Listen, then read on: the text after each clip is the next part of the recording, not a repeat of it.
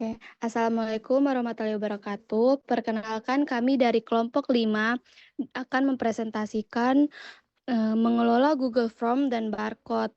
Perkenalkan, saya Meli Anggraini Melolo dengan NIM C2012314 selaku moderator. Dan anggota kelompok yang pertama Istiqmah C2012307. Estefanda Della Bolendea C2012336. Amara Natalia Mardika C2012342. Husnaifa Hussein Gahnus C2012355. Untuk pemateri selanjutnya saya persilahkan. Baik, kita mulai dari latar belakang. Jadi, literasi digital itu tidak hanya mencakup kemampuan menggunakan perangkat digital, tetapi juga mencakup kecakapan dalam mengakses, mengolah, dan memanfaatkan informasi secara efektif melalui teknologi. Salah satu bentuk implementasi literasi digital yang semakin umum digunakan itu adalah pengelolaan Google Form atau barcode, atau yang disebut QR Code. Google Form ini merupakan platform gratis dari Google yang memungkinkan pengguna membuat formulir digital untuk berbagai keperluan. Sementara itu, barcode, khususnya QR Code, berfungsi sebagai alat penghubung antara media cetak atau fisik dengan informasi digital. Next.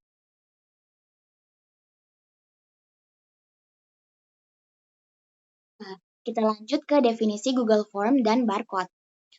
Kita mulai dari definisi Google Form. Google Form ini adalah aplikasi berbasis web yang dikembangkan oleh Google dan digunakan untuk membuat survei, kuesioner, kuis, dan formulir online yang dapat diakses dan diisi secara real-time. Google Form ini sangat sederhana dan mudah digunakan, sehingga memungkinkan pengguna dari berbagai latar belakang untuk membuat dan membagikan formulir tanpa memerlukan keahlian teknis yang tinggi. Selanjutnya, definisi barcode atau kode batang. Jadi, barcode atau kode batang ini adalah representasi data dalam bentuk visual yang dapat dibaca oleh mesin pemindai atau aplikasi pemindai, atau yang dinamakan scanner. Barcode ini umumnya digunakan untuk mengkodekan URL, informasi produk, atau link ke formulir seperti Google Form. Penerapan teknologi seperti barcode atau QR Code ini dapat memperkuat adopsi literasi digital, khususnya di negara berkembang, karena teknologi ini mudah digunakan dan tidak membutuhkan perangkat yang mahal. Baik, sekian dari saya kembalikan ke moderator.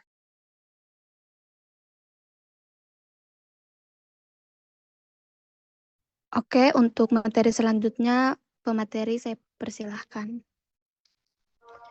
Baik, terima kasih moderator. Materi selanjutnya yaitu jenis-jenis Google Form dan barcode. Nah, untuk jenis-jenis Google Form itu yang pertama ada Google Form untuk keperluan pribadi. Jadi jenis ini digunakan untuk aktivitas non-formal dan kebutuhan sehari-hari yang melibatkan individu, keluarga, atau komunitas kecil. Yang kedua ada Google Form untuk keperluan bisnis.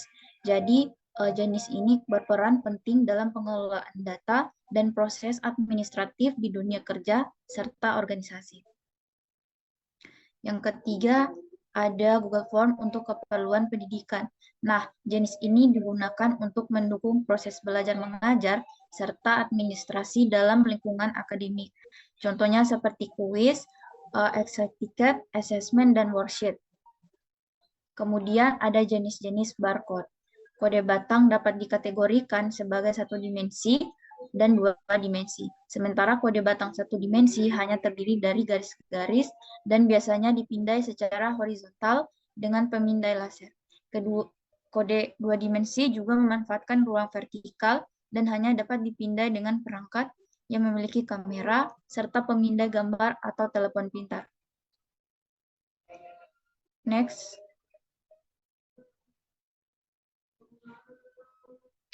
Materi selanjutnya ada langkah-langkah mengelola Google Form. Berikut adalah langkah-langkah mengelola Google Form. Yang pertama ada membuat formulir baru. Akses Google Form atau Google Drive Kemudian klik formulir baru atau pilih template yang sesuai. Isi judul dan deskripsi formulir, tambahkan pertanyaan dengan memilih jenis pertanyaan yang diinginkan. Yang kedua ada mengedit formulir. Buka formulir yang ingin diedit, ubah pertanyaan, pilihan jawaban, atau menambahkan pertanyaan baru. Sesuaikan tampilan formulir dengan menambahkan gambar, video, atau mengubah tema. Kemudian atur logika pertanyaan. Yang ketiga ada membagikan formulir. Klik tombol kirim di pojok kanan atas formulir, pilih metode berbagi melalui email, link, atau media sosial. Anda juga dapat mengumpulkan alamat email responden jika diperlukan. Yang keempat, ada mengumpulkan dan menganalisis respons. Setelah formulir dibagikan, respons akan mulai masuk. Lihat respon di bagian jawaban di Google Form. Anda juga dapat menganalisis respons secara visual atau mengunduhnya dalam format CSV. Dan yang terakhir, ada mengatur setelan formulir. Di bagian setelan formulir, Anda dapat mengatur beberapa opsi seperti membuat formulir sebagai kuis, kemudian mengumpulkan alamat email, mengatur presentasi, mengatur opsi konfirmasi setelah mengirimkan formulir, dan mengatur siapa saja yang dapat mengakses formulir. Baik, sekian materi dari saya. Saya kembalikan ke moderator.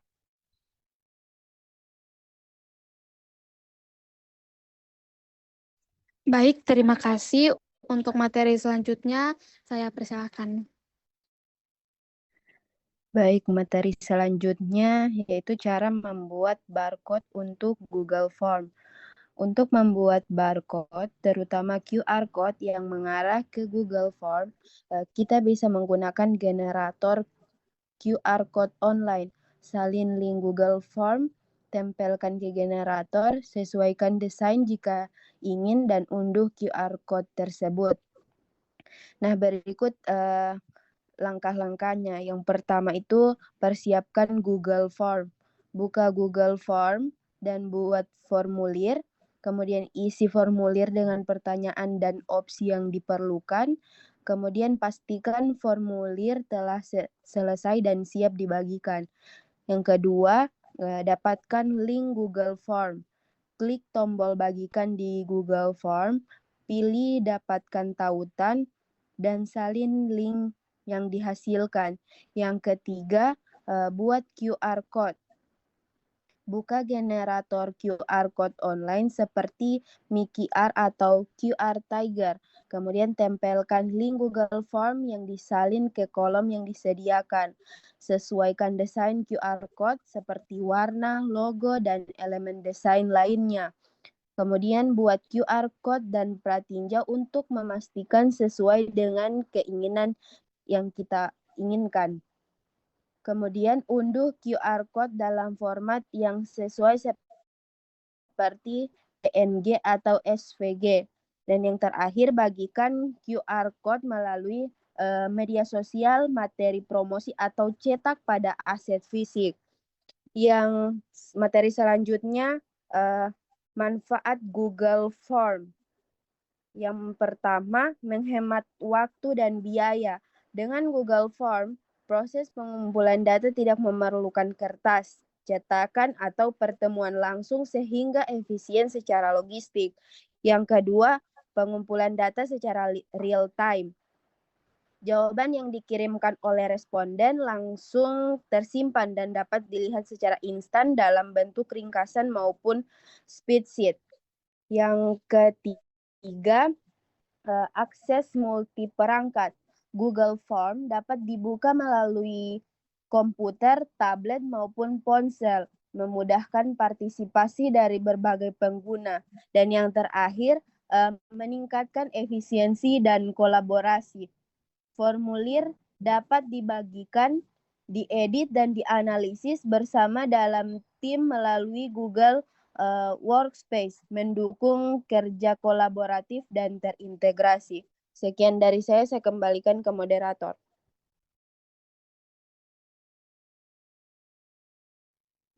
Oke, untuk pemateri selanjutnya, manfaat barcode, saya persilahkan.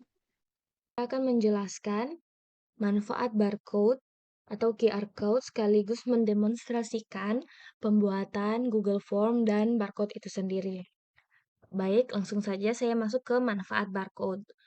Ada 3 manfaat barcode di sini. Yang pertama ialah mempermudah akses ke Google Form. Dengan memindai QR Code, pengguna tidak perlu mengetik link panjang atau mengcopy paste, cukup di-scan dan akan langsung diarahkan ke formulirnya. Manfaat yang kedua ialah dapat dicetak dalam berbagai media. QR Code dapat ditempatkan di banner, undangan, brosur, atau kartu nama, guna untuk memperluas jangkauan distribusi formulir itu sendiri. Dan manfaat yang terakhir ialah mendukung akses online dari media offline. Nah, QR Code menjembatani dunia fisik dan digital, cocok untuk digunakan dalam situasi seperti pendaftaran acara, kupon digital, serta sistem absensi. Mungkin itu saja untuk manfaatnya. Kita beralih pada pembuatan Google Form dan barcode itu sendiri. Nah, kita harus masuk ke Google Form itu sendiri. Di sini kita masuk ke Google docs.google.com. Kita masuk ke formulir kosong untuk membuat formulir yang baru. Di sini saya akan menjelaskan apa-apa saja fitur yang ada. Di sini kita bisa melihat formulir tanpa judul. Di sini kita bisa memasukkan judul yang kita inginkan. Di sini juga. Di sini ada deskripsi formulir. Kita dapat mengisi perintah, keterangan, dan hal-hal lain sesuai dengan kebutuhan. Di sini adalah tempat kita mengisi pertanyaan dan pilihan jawaban. Di sini tempat kita dapat menambahkan pertanyaan, kita dapat mengimpor pertanyaan jika ada, kita juga dapat menambahkan judul dan deskripsi yang diperlukan. Selain itu, kita juga dapat menambahkan gambar, bahkan kita dapat menambahkan video apabila diperlukan. Di sini ada bagian tambahkan bagian di mana fungsinya ialah ketika kita ingin membuat formulir dengan berbagai halaman, lebih dari 1 halaman, kita dapat menambahkan menggunakan fitur tambahkan bagian ini. Selain itu, di sini juga ada fitur di mana ada fitur pertanyaan, di mana admin dapat mengedit pertanyaan dan pilihan jawaban. Lalu ada juga jawaban untuk melihat jawaban apa saja yang sudah diberikan oleh orang-orang yang mengisi formulir. Kita dapat mengaksesnya juga secara keseluruhan lewat spreadsheet. Selain itu, admin juga dapat melakukan edit sesuai dengan keperluan dari Gform itu sendiri. Baik, di sini mungkin saya akan praktekkan. Yang pertama itu pengisian judul. Contohnya, literasi digital.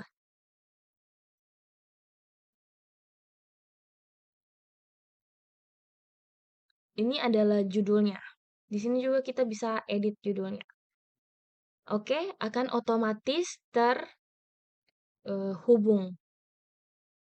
Di sini kita bisa masukkan deskripsi sesuai dengan kebutuhan. Contohnya itu contoh pembuatan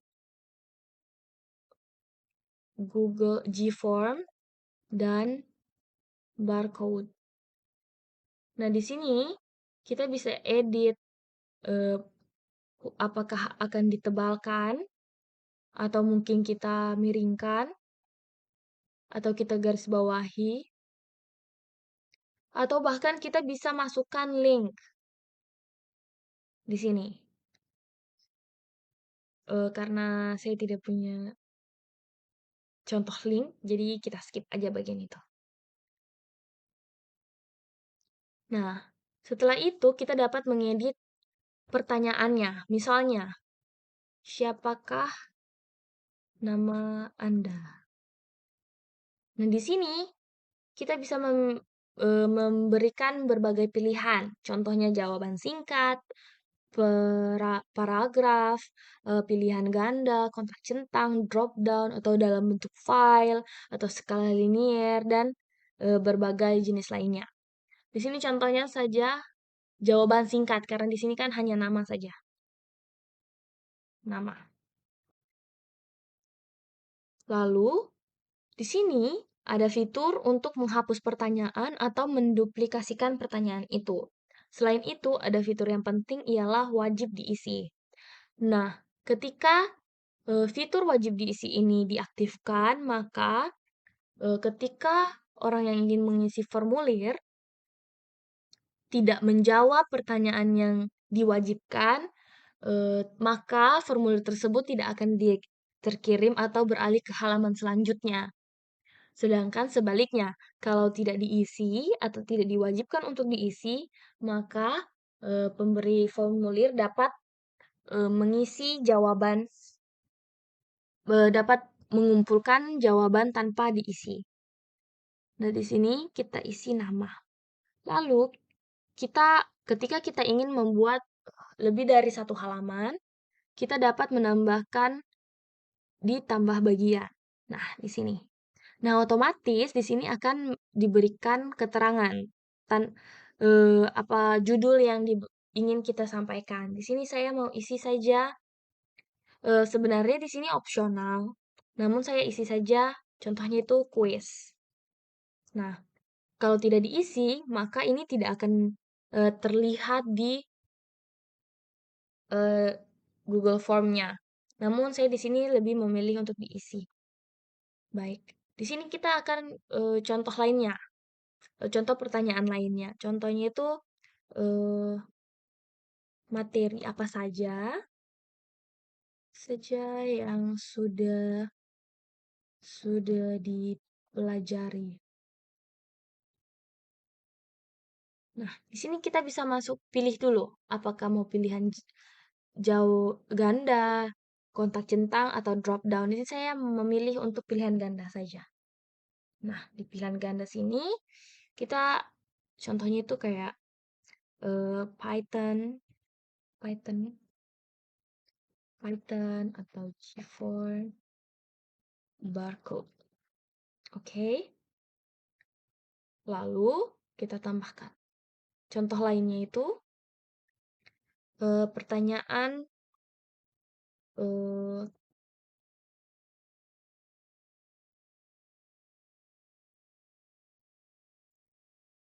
kapan mata kuliah literasi digital dilaksanakan. Nah, contohnya ini kita mau pakai kontak centang begitu. Misalnya di sini Senin, Selasa, Rabu, Kamis. Ya kan? Nah, karena ini dalam bentuk kuis, saya ingin agar setiap pertanyaan memiliki bobotnya masing-masing dan harus diisi. Oleh karena itu, saya akan ke bagian setelan. Saya akan mengaktifkan, jadikan ini sebagai kuis. Di sini ya kan? Nah, lalu kita bisa kembali ke halaman pertanyaan. Maka otomatis di sini ada pilihan kunci jawaban. Nah, maka kita pilih kunci jawaban untuk memilih jawaban yang sudah kita pelajari begitu. Apa pilihan jawaban yang benar. Contohnya Python misalnya. Kita bisa masukkan di sini poinnya, entah 1 atau 5 atau 10 per pertanyaan. Di sini saya mau isi 5 saja. Yang belum. Di sini saya ganti aja ya ke belum. Nah, di sini otomatis jawaban yang benar ialah Python. Karena di sini kuis saya aktifkan wajib diisi. Lalu selain itu saya juga bisa membuat jawaban yang benar lebih dari 1 gitu. Kita ke kunci jawaban. kita pilih yang Senin dan Rabu contohnya. Jadi, jadi kedua hal ini harus dicentang, kalau tidak akan salah begitu. Poinnya saya kasih 10. Contohnya. Nah, sebagai estetika kita dapat menyesuaikan tema yang ada. Kita mengklik bagian ini, kita dapat mengedit fontnya, mau apa saja dan berapa ukurannya. Kita juga dapat memilih gambar. Di sini sudah disediakan pilihan gambar, namun kita juga dapat mengupload sendiri foto yang kita inginkan. Karena saya ingin yang ini, kita pilih ini aja. Di sini juga kita dapat mengedit warnanya. Gini bisa. Kita dapat menambahkan warna yang di custom. Namun, saya lebih suka ya. Oke. Nah, otomatis akan berubah warnanya ya. Agar dapat diakses, kita harus mempublikasikannya terlebih dahulu. Kita klik bagian publikasi dan kita olah. Karena di sini siapa saja yang memiliki link, kita bisa kelola sesuai dengan keinginan kita. Kalau saya ingin siapa saja yang memiliki link. Lalu dipublikasikan. Nah, otomatis ini sudah bisa diakses. Agar orang lain dapat akses, kita dapat menyalin linknya. Di sini kita dapat persingkat dan kita dapat salin. Nah, link tersebut dapat kita bagikan di media sosial ataupun dimanapun. Sesuai dengan keinginan kita, bahkan kita dapat mengubahnya menjadi barcode. Sayangnya, Gform belum mempunyai fitur untuk mengubah link menjadi barcode, sehingga kita membutuhkan barcode generator. Saya akan mendemonstrasikan, namun sebelumnya saya kasih contoh dari hal yang sudah saya buat, form yang saya buat.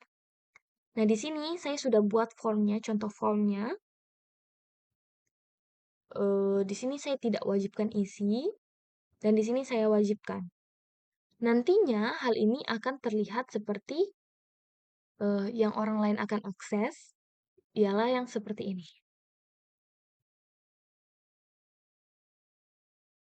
Otomatis orang-orang akan akses yang seperti ini. Karena tadi tidak diwajibkan untuk isi, maka ketika kita tidak mengisinya, kita tetap akan dapat lanjut. Di sini tidak ada pilihan wajib diisi, kita tetap dapat lanjut ke halaman berikutnya. Nah, namun jika kita lihat di sini ada tanda bintang, artinya wajib diisi. Ketika kita tidak mengisinya, maka kita tidak akan lanjut atau tidak akan terkirim, sehingga kita harus menjawab pertanyaan yang ada. Seperti itu. Nah, hasil jawaban ini kita dapat akses di bagian jawaban. Kita dapat lihat jawabannya dalam bentuk rata-rata, dalam bentuk rentan. Kita juga dapat melihat siapa-siapa saja yang mengisi dari emailnya, terus jawabannya, berapa persen orang-orangnya. Kita dapat melihat dalam bentuk diagram, seperti ini, untuk pertanyaan laki-laki dan perempuan, atau seperti ini, untuk pertanyaan-pertanyaan siapa saja yang berapa persen yang jawab benar, berapa persen yang jawab salah, seperti itu. Nah, kita juga dapat langsung lihat keseluruhan aksesnya di spreadsheet. Di sini, kita akan melihat semua jawaban dari pertanyaan-pertanyaan yang sudah kita isi, termasuk jam dan detik kapan mereka isi. Seperti itu. Nah, mungkin itu saja dari saya mengenai pembuatan Gform-nya. Kita bisa lanjut ke pembuatan QR Code-nya. Nah, untuk QR Code-nya sendiri, pertama kita harus salin link. Di sini saya salin link, lalu saya masuk ke AI Generator. Maksud saya QR Generator. QR Generator sendiri yang saya pakai di sini ialah miqr.com. Karena di sini ada berbagai banyak fitur untuk mengubah ke barcode. Bisa lewat tautan atau URL, dari image atau foto, dari PDF, WhatsApp, audio, dan lain sebagainya. Karena kita menggunakan GForm, kita masuk ke URL atau tautan. Nah, di sini kita masukkan saja tautan yang sudah kita salin tadi. Lalu kita bisa memberikan namanya, misalnya literasi digital. Ini bersifat opsional atau tidak wajib untuk diisi. Setelah diisi, kita langsung ke unduh, sesuaikan, dan unduh. Nah, otomatis QR Generator ini akan membuat QR Code kita seperti ini bentuknya. Di sini kita bisa edit juga sesuai dengan kesukaannya kita. Di sini bisa dibuat ya seperti ini. Ini saya lebih pilih ini aja. Kita juga bisa ubah bentuk tubuhnya seperti ini. Nah, selain itu kita dapat mengubah formatnya, apakah PNG, FCG, PDF, JPG, atau APS, atau bahkan kita bisa mengubah ukurannya. Namun di sini saya rasa sudah cukup. Nah, untuk menyimpannya kita dapat klik kanan dan Save as Image. Di sini akan otomatis tersimpan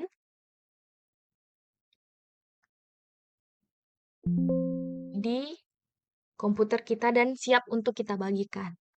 Nah, barcode ini nanti kita dapat scan lewat kamera di HP atau aplikasi lainnya yang nantinya akan langsung diarahkan ke formulir ini. Mungkin sekian dari saya serahkan kepada moderator. Baik, itu dia tadi presentasi materi mengelola Google Form dan barcode. Sekian dari kami. Assalamualaikum warahmatullahi wabarakatuh.